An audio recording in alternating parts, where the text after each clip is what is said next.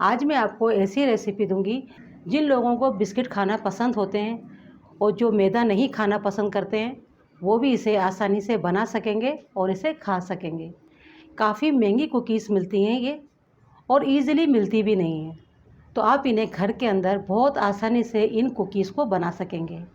आज मैं आपके साथ जो रेसिपी शेयर करने लगी हूँ वो है ओट कुकीज़ यानी जौ के बिस्किट, जिसे बनाना भी आसान होगा और खाने में तो ये होते ही मज़ेदार हैं। बिस्मिल्लाहिर्रहमानिर्रहीम, अस्सलाम वालेकुम। अगर आपके पास देखिए इस तरह के ओट्स हों तो आप उसके साथ बना सकते हैं और ये मार्केट में काफ़ी इजीली मिलते हैं, तो आप वहाँ से इनको ले सकते हैं। 1 कप मैंने लिया है जो यानी ओट्स लिए हैं 1 कप। ये कप मेरा जो है 200 ml का है। इसमें मैंने 1 कप ये ओट्स लिए। इनको पहले हमें पीसना होगा। बिल्कुल पाउडर तो नहीं बनेगा, थोड़ा सा ये दरदरा ही रहेगा, मगर क्या छानना वगैरह बिल्कुल भी नहीं है। तो देखिए हमने ये ओट्स पीस लिए हैं।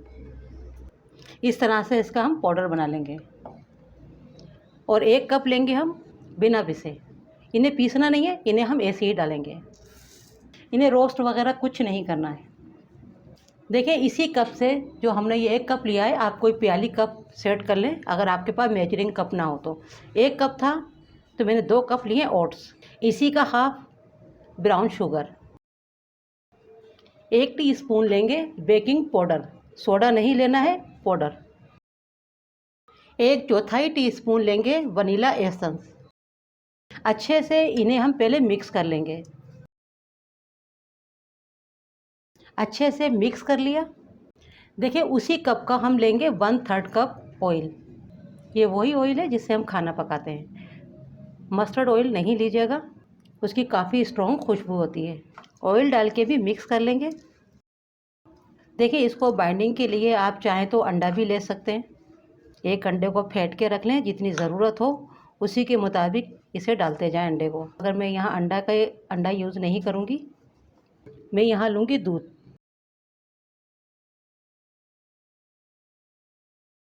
देखिए 2 चम्मच मैंने दूध के डाले हैं खाने वाले।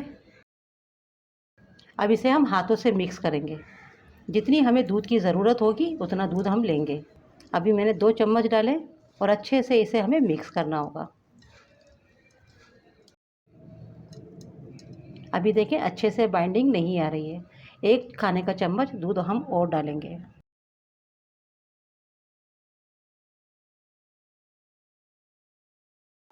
थोड़ा सा पोर्शन लेके और इस तरह से आप चेक कर लें। देखें बाइंडिंग आ रही है, तो इस तरह से आपने जो है इसको चेक कर लेना है।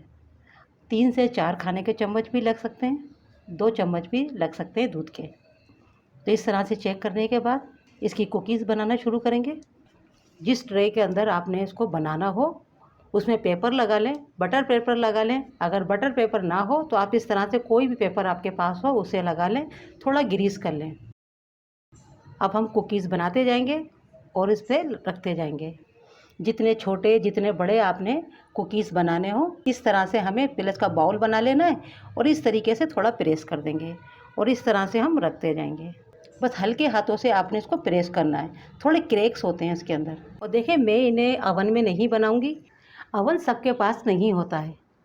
आप इसे पतीले में भी बहुत आसानी से बेक कर सकते हैं और रिज़ल्ट इसका बिल्कुल वही आएगा जो अवन का होता है। पतीला मैंने गरम करने रख दिया है स्लो गैस के ऊपर। 10 मिनट करीब पतीले को गरम कर लें, अच्छे से गरम हो जाए। उसमें कोई स्ट्रेनर वगैरह रख दें और इस कुकीज़ को हम उसमें इसकी ट्रे रख देंगे। शुरू के अंदर हमें 3 मिनट करीब मीडियम से थोड़ा हाई की तरफ रखेंगे ताकि अच्छे से स्टीम बन जाए, अंदर गर्म हो जाए। फिर इसके बाद में हमें गैस को कर देना है स्लो गैस के ऊपर। ये तकरीबन 20 से 25 मिनट में बन जाती हैं। देखिए 25 मिनट लगे हैं और हमारे बिस्किट तैयार हो गए। अगर आप इन्हें अवन में बनाना चाहें तो 180 डिग्री के ऊपर ये 15 से 20 मिनट में तैयार हो जाते हैं। और आप देख सकते हैं कितने अच्छे बेक हुए हैं पतीले के अंदर। पतीले में भी कितने अच्छे बेक हुए, तो आप पतीले में बहुत आसानी से बना लेंगे।